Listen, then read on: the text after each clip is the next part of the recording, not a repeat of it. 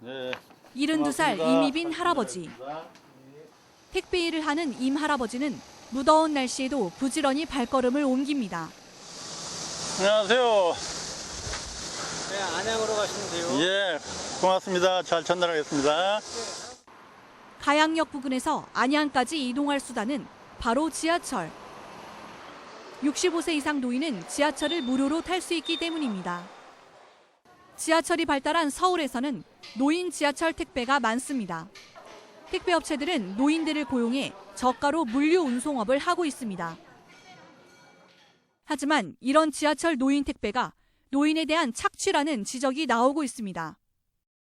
노인 택배는 배달 한 건당 회사에서 30% 정도의 수수료를 가져갑니다. 일반 퀵서비스가 23% 수수료를 가져가는 것에 비해 더 많은 비용을 회사가 차지합니다. 보통 배송료가 7,000원인데 노인들이 받는 돈은 약 4,900원. 또 업무를 위해 사용하는 핸드폰 비용 지원은 없습니다.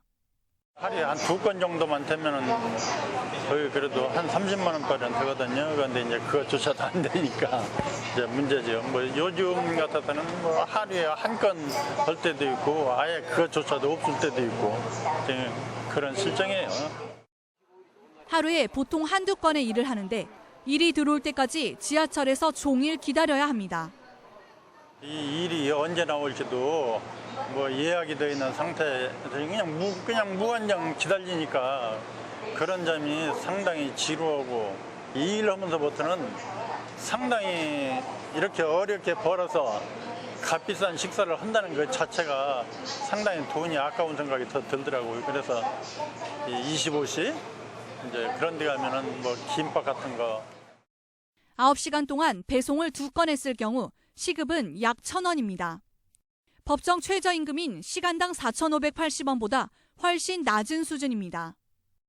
그러나 정부는 지하철 택배업에 대한 실태 파악조차 제대로 하고 있지 않습니다.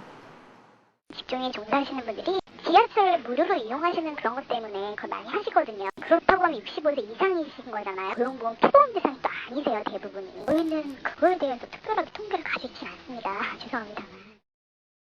이렇게 노인 일자리 질이 떨어지는 이유는 일자리 수를 늘리는 데만 급급한 실적 위주의 정책 때문이라고 전문가들은 지적합니다.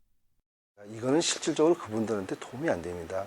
또 절대 생활 안정도 되지도 않습니다. 그래서 정부에서 어떤 진짜 파트별이라든가 이런 거를 좀 프로그램을 좀 만들어서 개발해서 이분들이 가지고 있는 자원, 또 이런 어떤 뭐 기술 같은 거라든가 이런 것을 정말 그분들 나이에 맞게 해서 어떤 발굴을 해서 진짜 최저 생계를 할 수 있는 정도.